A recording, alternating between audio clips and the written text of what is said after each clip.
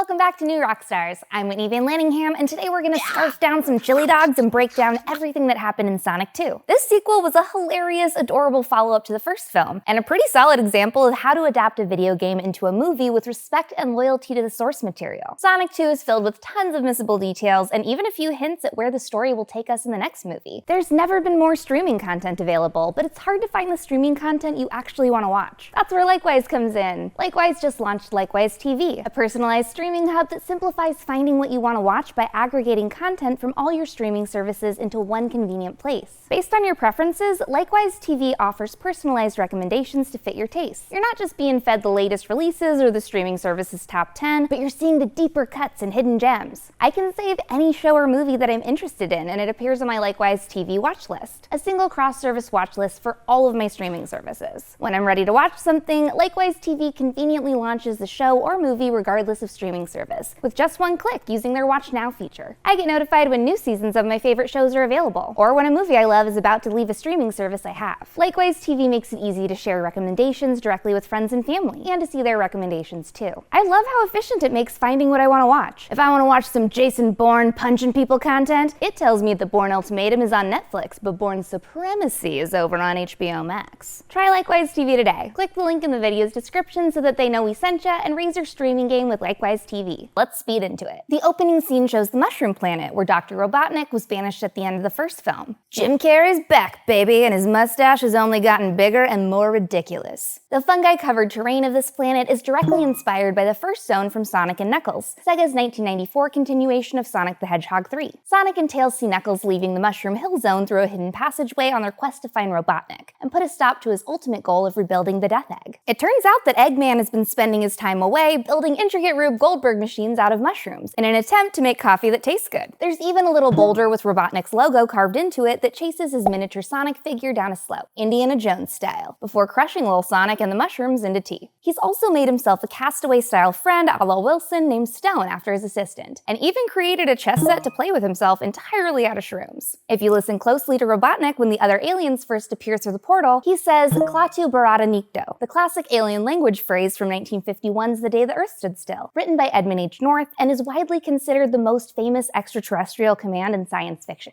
Good. Klaatu Barada Nikto. In the movie Army of Darkness, Ash attempts to say this phrase as an incantation to help him return home after accidentally being transported back in time. Klaatu Barada Nectar. And here, Robotnik says it as he's trying to return to Earth after his banishment. Before he can leave, Knuckles walks through the portal. Idris Elba actually said in interviews that he wasn't gonna give Knuckles a sexy voice, but clearly he did not stay true to his word. Now let's begin our quest. Back in Seattle, the most adorable pug I've ever seen besides my dog Pugsley is one of the many witnesses to a fast and furious police chase. As Sonic patrols the city like a crime-fighting vigilante from above, It's Tricky by Run DMC begins to play. Before Sonic sets out to thwart some armored van hijackers, he gets in some stretches that are reminiscent of his stretching animations throughout the games. He also takes a big bite out of a chili dog, his signature favorite treat, as established in the 1993 Adventures of Sonic the Hedgehog animated series. As Sonic barrels down the street in an out-of-control van, he dubs himself Blue Justice, a reference to Batman, and says that he's the hero you need and the hero you deserve, similar to Dark Knight. Not the hero we deserved, but the hero we needed. Shots from Sonic's opening scene are very reminiscent of the beginning scenes to 1998's Sonic Adventures, down to Sonic overseeing a police chase from a high-rise perch. One of the most telling shots is this eruption of water throughout the city manholes, while Tchaikovsky's 1812 Overture plays in the background. This scene is taken from Sonic Adventure's intro cutscene and teases the presence of Chaos, a monstrous water-like god of destruction. We haven't seen Chaos pop up in this film series, but my guess is that this hints at his possible appearance in future sequels. After the van disassembles and screeches to a halt, a car door lands on top of one of the thieves, and the framing of it around his body makes it look like he's trapped inside a Game Boy. This shot of Sonic posing in front of the moon reminds me of the intro cinematics of Shadow the Hedgehog in his 2005 shoot-'em-up solo spin-off, teasing Shadow's appearance in the post-credits scene. But we'll talk more about this guy later. Back at the Wachowski home in Green Hills, a nod to the Green Hill Zone in the first level of the original game, Sonic returns from his all-nighter jonesing for a nap in his race car bed, pulled straight from the Archie comics Sonic the Hedgehog run. But it turns out that Tom discovered his cover story, a Ferris Bueller-esque fart attack simulator, and the jig is up. The decoy that Sonic uses is a subtle joke about bad Sonic designs. And of course, the cause of the farts is none other than Sonic's favorite food from the games, chili dogs. He reminds Sonic that he's still a kid and tells him that he's gotta stop acting like Batman, rein in his recklessness, and let the opportunity to be a hero come to him. If you recall from the first movie, Sonic was actually a huge fan of another DC Comics hero, fellow speedster the Flash. Tom and Maddie use one of Sonic's rings to open a portal to Hawaii, where Maddie's sister Rachel is getting married to a man named Randall at the Four Seasons. As soon as they leave, Sonic goes full Kevin McAllister in Home Alone and starts partying hard, even practicing his skateboard tricks in the Wachowski home. You know,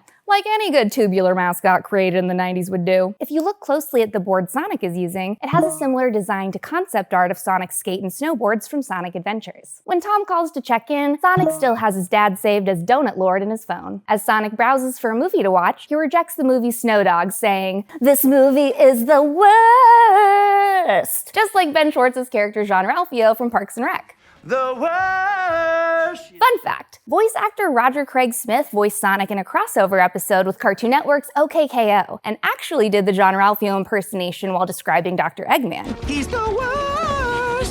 So even though Ben Schwartz was the first to say that phrase, he wasn't actually the first Sonic to say it. Unbeknownst to him, both Tails and Robotnik have just shown up in Green Hills looking for him, and Sonic is caught off guard by Eggman and his new pal, Knuckles' attack. When the lights go off and the TV switches to static, Sonic says, "Excuse me, we did not order a poltergeist," referencing the scene from 1982's horror film of the same name. Robotnik tells Sonic and the Wachowskis' pup, Ozzy, that he's gonna get him and his little dog too, quoting the Wicked Witch from The Wizard of Oz. Knuckles explains that he's the sole survivor of his race, the Echidnas, and that his people died in a war against Longclaw and the Owl Warriors, who raised Sonic in his early years. Luckily, Tails pulls up in a stolen cop car just in time to save Sonic from Clifford the Big Red Rage Monster. Tails is voiced by Colleen O'Shaughnessey, who voiced the character in multiple games as well as in the 2014 Sonic Boom animated series. Tails tells Sonic that Knuckles is after the Master Emerald, and that he must believe Sonic knows how to find it. In the games, the nearly extinct Echidna race were responsible for bringing the Chaos Emeralds together to form the Master Emerald. The Chaos Emeralds are essentially Sonic's version of the Infinity Stones, and they can bestow their users with massive power. The Master Emerald, on the other hand, is considered even more powerful, and acts as a nullifier to Uno-reverse the Chaos Emeralds if they were ever assembled for nefarious purposes. All of this information was first introduced to us in Knuckles' game debut in Sonic the Hedgehog 3, and in that storyline, Robotnik tricks Knuckles into working with him by making him believe that Sonic is trying to steal the gem. Over at a coffee shop called the Mean Bean, Agent Stone has apparently decided to capitalize on his latte-making talents from the first film. The name of the shop is a nod to the 1993 Sega game Dr. Robotnik's Mean Bean Machine. Agent Stone also has this super cute Dr. Robotnik flower pot on the Mean Bean countertop to help ease the pain of his lost mentor. And he's playing everyone's favorite coffee shop classic, Don't Know Why by Norah Jones. When we see him designing outfits for his boss later on, Eggman's modern Big Belly design is one of the options. He's alerted that Robotnik has returned and immediately fires the Death Egg from a satellite in space. Robotnik's Death Egg lands on Earth and releases Buzz Bomber drones, which made their first debut in Sega Genesis' 1991 game. We saw his new bald look briefly in the last movie, but now we finally get to see Robotnik don Eggman's signature red and black coat with golden highlights. After helping him up and aggressively flossing in his general direction, Eggman convinces Knuckles to help him get to the Master Emerald before Sonic finds it. When Knuckles chases Sonic down the highway, he crashes through a water truck that says Splash Hill Zone, a nod to one of the levels in Sonic the Hedgehog 4. Turns out that Sonic does have a leg up on his enemies, however. Over at the Wade Cave, Sonic realizes that the map that Longclaw left him has a giant image of an emerald on it, and when Sonic touches it, the gem lights up and projects a Princess Leia-esque hologram of Longclaw, with one last message to her favorite little hedgehog. She confirms that if he's seeing this message, she's definitely dead, but tells Sonic that he can still protect the emerald from falling into the wrong hands in her absence as the guardian of the Master Emerald. The emerald is hidden somewhere on Earth, and the user who wields its power has the ability to turn thoughts into ideas, which Wade whispers is just like the Stay Puft Marshmallow Man from Ghostbusters. She instructs Sonic to follow the map, find the emerald, and keep it safe at all costs. Tails and Sonic portal off to Siberia to find the compass that will lead them to the Emerald, where they seek shelter from a blizzard in a bar full of tough guys. While using her device as a translator, you can see a set of numbers that read 11/21/92, which was the day Sonic 2 released on the Sega Genesis. Back at the Mean Bean, Robotnik has Knuckles text Sonic pretending to be Tom so that they could find them. The holographic image of Sonic that Robotnik has looks like Sonic's idle animations from the games. When Tails and Sonic find themselves in the middle of a bar fight to get their map back, there's only one thing that can save save them from being thrown into the fireplace. A dance battle. Sonic laments that Channing Tatum makes it look so easy. So if you had Magic Mike male stripper humor in your bingo column for this movie, go ahead and mark off that square.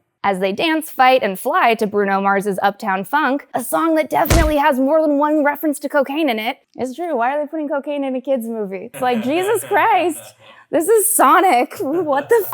Sonic busts a move that looks like the pose on the cover art of Sonic Adventure. Thankfully, they win their map back and set off towards an ice cave deep in the mountains that has a giant owl door and a giant owl statue inside. Tails gives Sonic the rundown on the history of conflict between the echidnas and owls, telling him that the emerald was stolen from the echidnas out of fear that they would use it for ultimate power, and hidden away by Longclaw and the Owl Warriors in a secret location. Sonic comments that the Owl Warriors and the echidnas are beefing just like Vin Diesel and The Rock, which is a reference to the real-life falling out that the two actors had on the set of the Fast and the Furious films. The runes on the statue are Babylonian, an homage to the 2006 game Sonic Riders that featured the Babylon Rogues, which makes me think that we may see Jet the Hawk, Wave the Swallow, and Storm the Albatross in a future Sonic movie. The owl statue gives Sonic and Tails the compass, but Robotnik and Knuckles show up in Eggman's Eggmobile from the games. As Sonic snowboards away from his foes, the landscape looks just like the ice cap zone from Sonic 3. While Sonic first hit the slopes in '94 Sonic the Hedgehog 3, this scene could be inspired from 2001's Sonic Adventure 2, where Sonic repurposes metal from a helicopter into a board to flee from GUN soldiers. As Sonic dodges Robotnik's laser drones on his snowboard, the song A Summer Place by Andy Williams begins to play. When Knuckles catches up to him on his own makeshift board, Sonic sarcastically says, "Oh great, the Winter Soldier." A nod to Bucky Barnes from the MCU. Unfortunately, Sonic drops his power rings off the side of a snowy cliff, and they fall in the same way that they would if he had gotten hit and lost his rings in the game. Knuckles and Robotnik manage to get the compass away from him, and a giant avalanche begins right before they fly away. Unable to portal away from the snowpocalypse without his rings, Sonic calls Tom in a panic to ask him for help getting out of there. When his phone goes off during Randall and Rachel's wedding ceremony, his ringtone is the Green Hill Zone theme from the first level of the original classic game. So help me, Thomas! Sorry. Tom opens a portal, and the entire wedding party and all of their guests in Hawaii are showered in a flurry of snow. That's when it's revealed that Randall isn't just some guy that Maddie's sister is marrying. He's actually an undercover agent sent to spy on Tom, Maddie, and Sonic from GUN. GUN is short for the Guardian Units of Nations, and is essentially the international military organization tasked with protecting the Earth and the Sonic lore. But to the Wachowski family's total surprise, the guy from the Olive Garden in the first movie is actually the head of GUN, Commander Walters. I'm not gonna lie, Rachel is pissed. And not just because her entire relationship was a lie. The woman who waxed her vajayjay before the big day was apparently in on the con too. Meanwhile, Robotnik and Knuckles followed the compass to an island that holds the entrance to the underwater temple where the emerald is hidden. The emerald emits a blast strong enough to part the seas like Moses, revealing a path that will lead them straight to the gems. Hundreds of miles away, the Wachowski family notices the light emanating from the ocean, and Sonic sets off running across the sea. This is a tall order for this little blue hedgehog because baby boy can't swim. To psych himself up, Sonic says his signature catchphrase before he starts. Gotta go fast. As Knuckles and Robotnik race through the Emerald Temple, they face a series of Indiana Jones-esque traps along their way towards the gem. This entire scene feels exactly like the Labyrinth Zone from 1991 Sonic the Hedgehog and Temple of Doom had a baby. During the fight between Sonic and Knuckles over the Emerald, Sonic dodges Knuckles' punches just like he does in the Sonic X anime, and the way he zips around the temple during the fight is similar to the anime as well. The song that plays while they're fighting is I Shrink Therefore I Am by Christoph Beck and Tyler Lawson Western, which was originally composed for Marvel's Ant-Man and the Wasp. Hang on. Unfortunately, Robotnik uses their brawl as an opportunity to steal the emerald for himself. The temple collapses, and Knuckles is trapped beneath a column as the ocean around them begins to seep in. Despite not being able to swim, Sonic dives in to save him, sucking in air bubbles he passes for some extra oxygen, an homage to each of the underwater levels in the game where you have to do the same to keep Sonic swimming. Back at Mean Bean, Robotnik shows up full of the power of the Master Emerald. His coat is now black with electrifying green accents, and he sounds like he's been auto-tuned. Outside, GUN is stationed ready to fight. The helicopter that brings Commander Walters to the scene is marked with SA-2, a reference to Sonic Adventures 2. Robotnik uses his powers to disassemble all of the machinery in town, including GUN's weapons, vehicles, and tactical gear. His electric currents magnetically swoop all of the pieces into a tornado of whirling parts, where he begins to build his next weapon, a gigantic robotic Robotnik kaiju that Wade excitedly exclaims is just like the Stay Puft Marshmallow Man, as he predicted. As Robotnik fires up the robot, the song he plays on lead guitar is Walk by Pantera. After rescuing Sonic and Knuckles, Tails flies them in via an airplane she stole from Rachel and Randall's wedding. Knuckles decides to attack them from the ground while the other two stay in the air. Tails is piloting the Tornado, Sonic's red and white biplane from the games. Normally the plane belongs to Sonic and he allows Tails to use it as his own, and Tails usually flies the plane when they're traveling long distances with Sonic riding on top. Robotnik knocks Tails' airplane out of the sky using the mustache on his robot. When he asks Stone how he did that, Stone whips out a user manual that looks exactly like the Sega Genesis user manual. Sonic, Knuckles, and Tails decide to attack him together, with Sonic acting as a distraction so that Knuckles and Tails can strike unexpectedly. While Tails annoys Eggman with his doppelgangers, Knuckles gut punches the emerald right out of him. The way that he does this is just like the way he punches the Chaos Emeralds out of Sonic in Sonic the Hedgehog 3 and Knuckles. When Sonic inspects the Master Emerald, it suddenly crumbles into the Chaos Emeralds in his hands. Just as Robotnik is about to squish the Wachowski family, the Chaos Emeralds activate and Sonic transforms into a powerful, fiery wielder of the emeralds. When he confronts Robotnik, the Eggman tries to weasel his way out of it by saying, "There were good people on both sides, just like President Trump did." Victorious, Sonic's first order of business as a golden god is to summon a few of his favorite chili dogs. That golden god line is a reference to the scene in Almost Famous where Russell Hammond drops acid and jumps off the roof into a pool. I am a golden god!